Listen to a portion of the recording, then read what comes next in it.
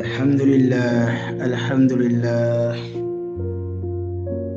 আল্লাহ তাআলার ফজল ও করম যে আল্লাহ তাআলা আমাদেরকে হযরত মুসা আলাইহিস সালামের দাওয়াত ছেড়ে দেওয়া বিষয়ে হযরত মাওলানা সাদ সাহেব ওনার বয়ানের মধ্যে যে কথা বলছিলেন সে বিষয়ে আসলে উনি ভুল বলছেন নাকি অন্যান্য পূর্ববর্তী বড় বড় আলেমরাও এই কথা বলছেন, এই বিষয় নিয়ে আমরা আলোচনা করব। ভিডিওটা যদি শুরু থেকে শেষ পর্যন্ত দেখি তাহলে অবশ্যই আমাদের ভিতরে এই বুঝ আসবে যে হযরত মাওলানা সাদ সাহেব মুসা আলাইহিস সালামের ব্যাপারে যে কথা বলছেন এই কথাগুলা উনি সঠিকই বলছেন, বরঞ্চ পূর্ববর্তী বড় বড় ওলামায়ে কেরাম, বড় বড় আলেম যে কথা উদ্ধৃতি করছেন উনি ওই কথাটাই নকল করছেন। তখন আমাদের এতটুকু বুঝে আসবে যে উনি হকের উপরে আছেন, উনি কাফের হয়ে যায় নাই, উনি মুরতাদ হয়ে যায় নাই, উনি বিচ্যুত হয়ে যায় নাই, যেটা বাংলাদেশের আলেমরা বলে থাকেন। তো আমরা অবশ্যই ভিডিও শুরু থেকে শেষ পর্যন্ত দেখব। যারা চ্যানেলে নতুন তারা অবশ্যই সাবস্ক্রাইব করব, আর যারা চ্যানেলে পুরাতন আছে তারা পারলে কমেন্ট করব এবং বেশি থেকে বেশি শেয়ার করব, যেন অন্যান্য মুসলমান ভাই এই কথাগুলো জানতে পারে। অভিযোগকারীর ভাষায় যেটা আর কি বলছেন যে হযরত মুসা, আমরা শুরু করতেছি কথা না বলে।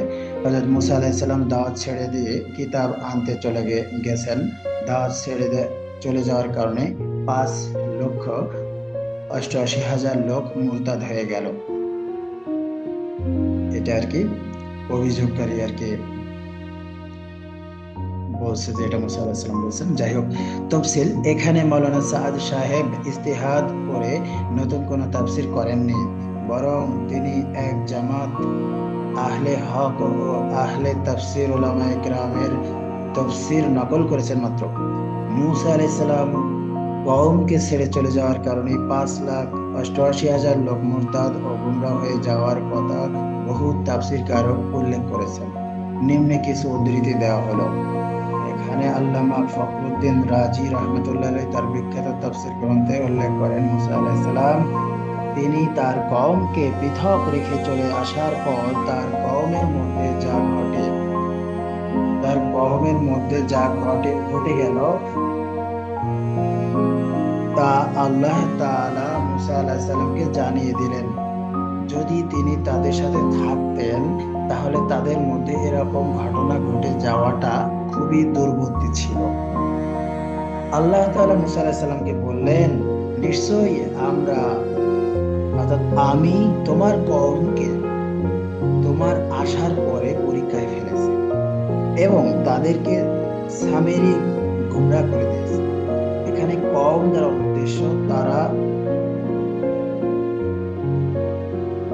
উদ্দেশ্য তারা যারা হারুন আলাইহিস সালামের সাথে সমুদ্রের তীরে ছিল।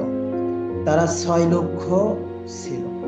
বাছুর পূজার ফিতনায় 12,000 লোক ছাড়া সবাই ফিতনায় পড়ে গেছে, অর্থাৎ 5,88,000।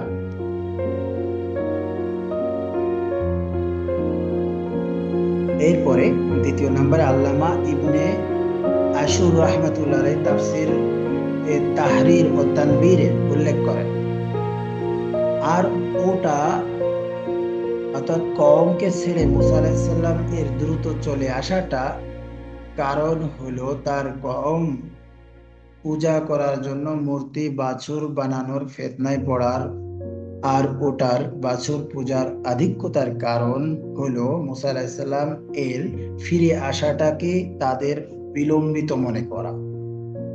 অর্থাৎ মুসা আলাইহিস সালাম বিলম্বিত করে ফিরে আসা এটা মনে করে তারা বাছুর পূজায় লিপ্ত। তারা বলল, আমরা তার অর্থাৎ বাছুর পূজার উপর অটল থাকবো যে যাবৎ মুসা আলাইহিস সালাম আমাদের কাছে ফিরে না আসে। মুসা আলাইহিস সালাম এর উক্তি তারা তো আমার পশ্চাতে রয়েছে, পিছনে রয়েছে, এটি প্রমাণ করে তারা মুসা আলাইহিস সালামের পিছনে সফর করে আসছে। আর মুসা আলাইহিস সালাম তাদের আগে মুনাজাতের জন্য চলে এসেছেন।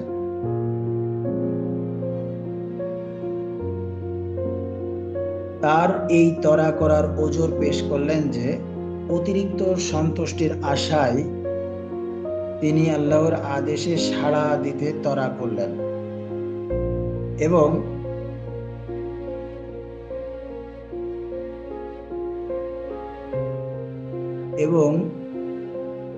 সাড়া দিতে তরা করলেন। আল্লাহ তাআলা এই উক্তি এতে তরা করার উপর এক প্রকার ভর্ৎসনা রয়েছে যে তার তরাটার কারণ হলো কওমের মধ্যে ফিতনা সংঘটিত হওয়ার, যাতে তাকে জানিয়ে দেওয়া হয় তিনি যেন যে সময় নির্ধারণ করে দেওয়া হয়েছে তা অতিক্রম না করে, যদি অতিরিক্ত খায়ের ও কল্যাণের প্রতি উৎসাহের কারণে হয়।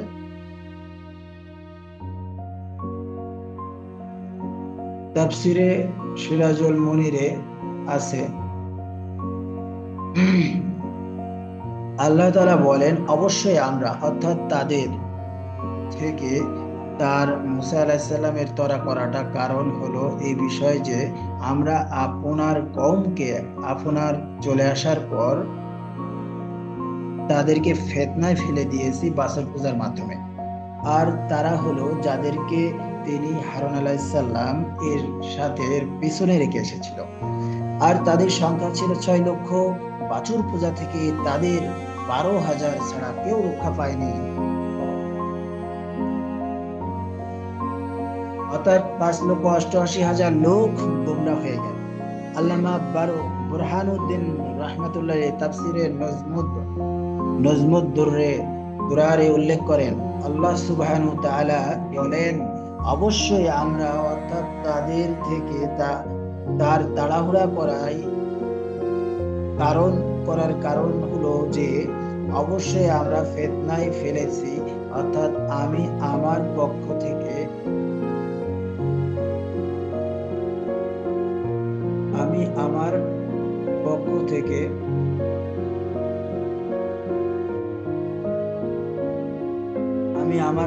থেকে একটি বড় বিষয় তাদেরকে মিশিয়ে দিলাম, এমন মেশা ধাবিত করে দিল, পাল্টিয়ে দিল তোমার কওমকে তোমার তরা করার কারণে। অর্থাৎ মুসা আলাইহিস সালাম চলে যাওয়ার পর পুরো সময়টা ফিতনায় বেষ্টিত যখন ছিল না এবং কিছু সময়ের মধ্যে যখন ছিল, তখন এজন্যে হরফুল জার প্রবেশ করলেন। তাই বললেন, অর্থাৎ আমার হুকুম থেকে আমার কোনো একটি হুকুমের সাথে তাদেরকে মিশিয়ে দিলাম এমন ভাবে যে যার উপর থাকার ওয়াদা আপনি তাদেরকে করিয়েছিলেন তার থেকে তাদেরকে সরিয়ে দিল। আর এটা হয়েছে আপনি তাদের কাছে যে সময় বর্ণনা করেছিলেন সে সময় পূর্ণ হওয়ার পর। অতঃপর যখন তাদের কাছে আপনার ফিরে যাওয়াটা বিলম্বিত হলো, তখনই তাদের কার্যত ফিতনাসমূহ হাসিল হয়ে গেল। তাই তারা আন্দাজে বহু ধারণা করলো, ফিতনা তাদের সকলকে বেষ্টিত করে নিল, যে 6 লক্ষ মধ্যে 12,000 বাদে, অর্থাৎ 5,88,000। জাহরাতুত তাফসিরে আছে, এখানে ফা হরফ কারণ দর্শানোর জন্য, অর্থাৎ আপনার অনুপস্থিত থাকার কারণে এবং তাদের উপর যে সত্তাগত পর্যবেক্ষণ ক্ষমতা আমি আপনাকে দিয়েছি তা বাস্তবায়ন না করার কারণে আমি আপনার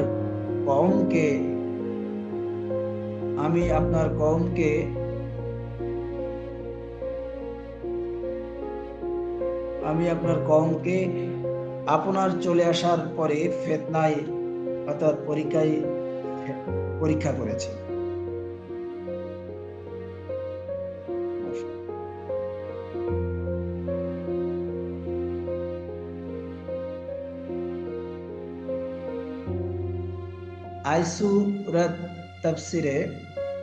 আইসুরাত তাফসিরে আছে, আয়াতের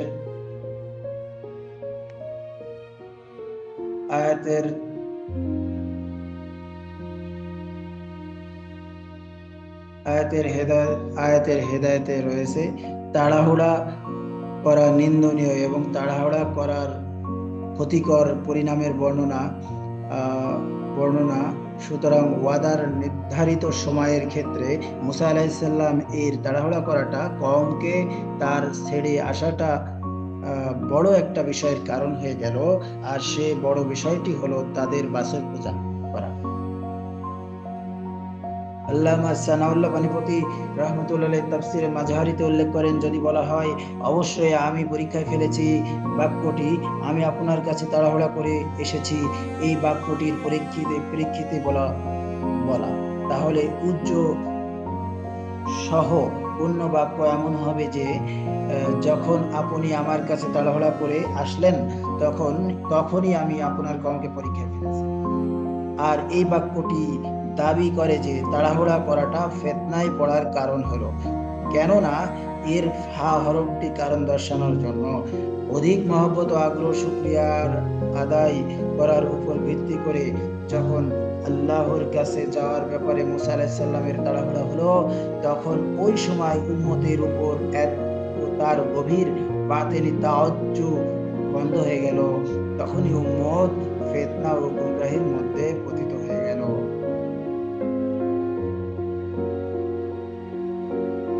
আল্লামা মাহমুদ আলুসি রাহমাতুল্লাহ আলাইহি রুহুল মাআনিতে উল্লেখ করেন, এই আয়াতে ফা হরফটি পূর্ব বাক্যের মর্মার্থের কারণে বর্ণনা করার জন্য এসেছে।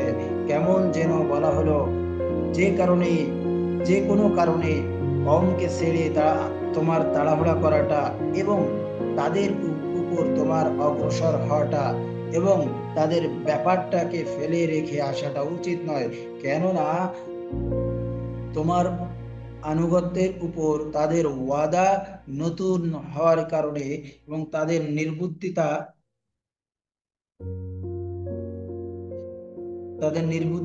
ও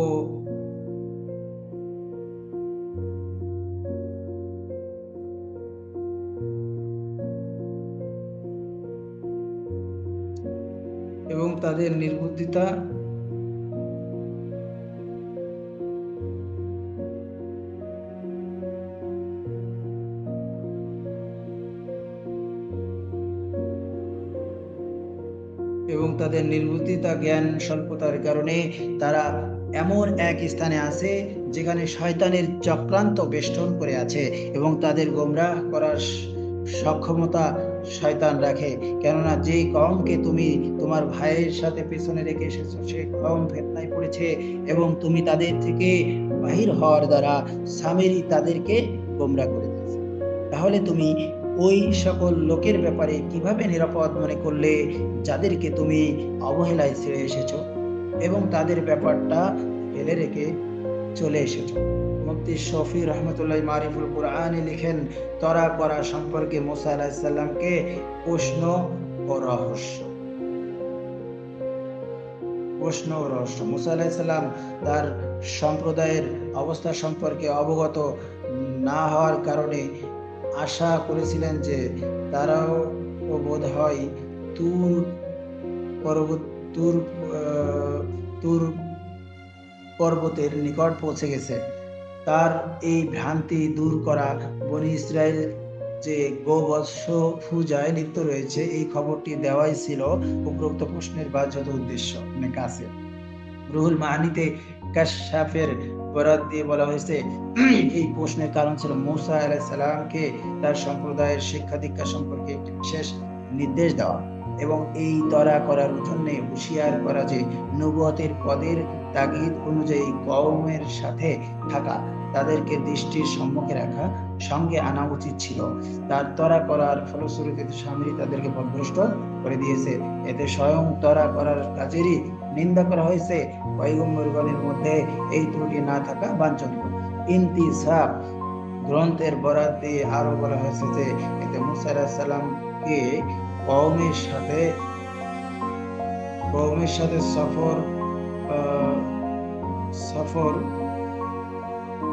সফর করার পদ্ধতি শিক্ষা দেওয়া হয়েছে।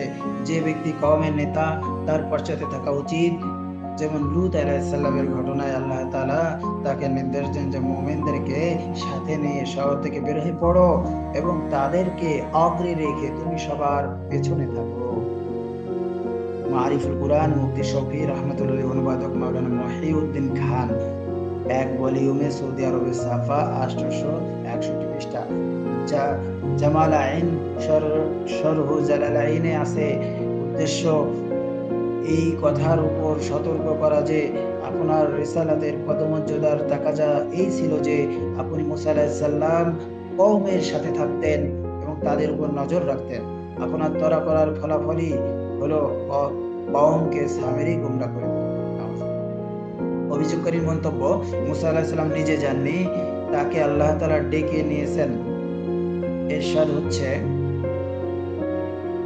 সাদ সাহেব বলেন, আল্লাহ তাআলার ডাকে মুসা আলাইহিস সালামের কওম ছেড়ে যাওয়া উচিত হয়নি। তাহলে কি আল্লাহ তাআলা থেকে সাদ সাহেবের জ্ঞান বেশি হয়ে গেল? নাউজুবিল্লাহ। এই হচ্ছে অভিযোগকারীর মন্তব্য। এখানে মন্তব্যের জবাব দেওয়া হয়েছে। অভিযোগকারী, আমি ব্যক্তিগত কোনো বানানো কথা বলতেছি না, অভিযোগ যা লেখা আছে সেটাই বলতেছি। অভিযোগকারী শুধু আয়াতটির প্রতি নজর দিয়েছেন। তিনি যদি এই আয়াতটির প্রতিও নজর দিতেন তাহলে এরকম ভুল মন্তব্য করতেন না। কোরআন শরীফের আয়াত ও অসংখ্য তাফসীর লেখকদের ইবারত থেকে প্রমাণিত যে মুসা আলাইহিস সালামকে আল্লাহর কাছে একা আসতে বলা হয়নি, বরং বনী ইসরায়েলের সকলকে। মুফাসসিরদের আরেক উক্তি মোতাবেক বনী ইসরায়েলের নির্বাচিত ব্যক্তিদেরকে নিয়ে আসতে বলা হয়েছিল। কিন্তু কওমকে ছেড়ে একাকী আল্লাহর কাছে হাজির হওয়াটা আল্লাহর কাছে পছন্দ হয়নি বলে আমরা আয়াতের ইশারাতে বহু তাফসীর লেখকদের কিতাবাদিতে পাই। আর সেই তাফসীরই মাওলানা সাদ সাহেব নকল করেছেন। আর নবীদের থেকে এরকম এরকম সূক্ষ্ম ভুল ভুল হয়ে যাওয়াটা ইসমতে আম্বিয়ার খেলাপ নয়। নবীদের থেকে কোনো প্রকার ভুল হবে না। কবিরা সগীরা ইচ্ছা অনিচ্ছায় কোনো ভুলই না হওয়া আহলে সুন্নাত ওয়াল জামাতের আকীদা নয়। এরকম আকীদা শিয়া ও মুতাজিলারা লালন করে। ইনশাআল্লাহ ইসমতে আম্বিয়ার উপর সামনে সংক্ষিপ্তভাবে আহলে হক উলামায়ে কিরামের বিশ্লেষণ উল্লেখ করব। নিম্নে কওমকে সাথে নেওয়ার ব্যাপারে মুসা আলাইহিস সালাম যে আদিষ্ট ছিল তার দু একটি উদ্ধৃতি পেশ করছি। এখানে তাফসীরের কিতাবে সব উদ্ধৃতি বিস্তারিত উল্লেখ করার সুযোগ নেই। বিখ্যাত তাফসীর কিতাব তরারিতে আছে, আপনি তাদের আগে চলে এসেছেন এবং তাদেরকে আপনার পেছনে রেখে এসেছেন, তাদের সাথে আপনি থাকেননি। তখন মুসা আলাইহিস সালাম বললেন, আমার কওম আমার পশ্চাতে আসছে, তারা এসে আমার সাথে যুক্ত হয়ে যাবে। আর আমি হেরব তাদের আগে চলে এসেছি যাতে আপনি আমার প্রতি সন্তুষ্ট হন। আল্লাহ তাআলা মুসা আলাইহিস সালামকে বললেন, কিসে তোমাকে তাড়া করলো? তোমার কওম থেকে। আল্লামা তাবারি বলেন, কেননা আমাদের কাছে পৌঁছেছে যে আল্লাহ তাআলা মুসা আলাইহিস সালাম ও তার কওমকে ফিরআউন ও তার বাহিনী থেকে যখন মুক্তি দিলেন এবং মুসা আলাইহিস সালাম তার কওমকে নিয়ে সমুদ্র অতিক্রম করে চলে আসলেন, তখন মুসা আলাইহিস সালাম তার কওমকে তুর পর্বতের ডান পাশে যাওয়ার ওয়াদা নিলেন। কিন্তু কিন্তু কিন্তু মুসা আলাইহিস সালাম তার রবের কাছে দ্রুত চলে গেলেন এবং হারুন আলাইহিস সালামকে বনী ইসরাইলের মধ্যে রেখে গেলেন যাতে তিনি তাদেরকে নিয়ে মুসা আলাইহিস সালামের পেছনে ভ্রমণ করেন। তাফসীরের রাজির মধ্যে আছে, ওয়ামা আগ জালাকা ওয়ামা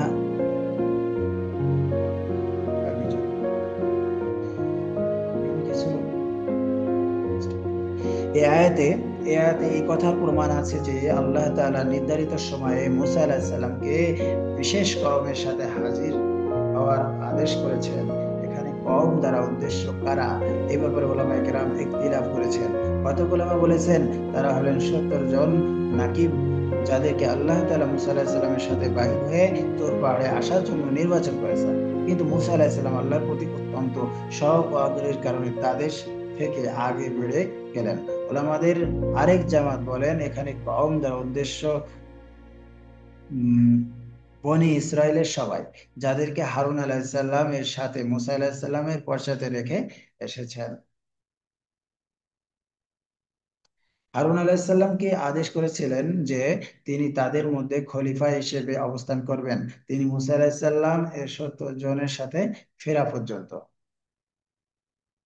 আল্লামা আবু বকর জাজে জাজায়েরি আইসুরাত তাফসিরে উল্লেখ করেন, মুসা আলাইহিস সালাম তাদেরকে জানিয়ে দিলেন যে আল্লাহ তাআলা তাকে আদেশ করেছেন বনি ইসরাইলকে নিয়ে আসতে। তখন তারা রাস্তায় তুর পর্বতের প্রতিশ্রুত ভূখণ্ডের দিকে, কারণ আল্লাহ তাদেরকে তাওরাত দেবেন, যে তাওরাতে শরীয়ত, দ্বীনি ও দুনিয়াবী জিন্দেগির নিয়ম কানুন রয়েছে। তিনি তাদেরকে প্রতিশ্রুতি দিয়েছেন তুর পর্বতের ডান পাশের। আর মুসা আলাইসাল্লাম প্রতিশ্রুতি স্থানে দিকে ভ্রমণে তাড়া করলেন। তার ভাই হারুন আলাইসাল্লামকে বনি ইসরায়েলের মধ্যে রাখলেন, যেন সে তাদেরকে নিয়ে মুসা আলাহিসাল্লামের পেছনে ধীরে ধীরে ভ্রমণ করে এসে তুর পর্বতের নিকট মুসা আলাহিসাল্লামের সঙ্গে যুক্ত হয়ে যায়। কিন্তু এই ঘটে গেল যে বনি ইসরায়েলকে সামেরি ফিতনায় ফেললো বাসুর বানিয়ে, এবং বাসুর পূজার দিকে তাদেরকে দাওয়াত দিয়ে এবং মুসা আলাহিসাল্লামের সাল্লামের পেছনে সফর বর্জন করার মাধ্যমে। আল্লাহ তাআলা প্রত্যেককে বোঝার তৌফিক দান করেন।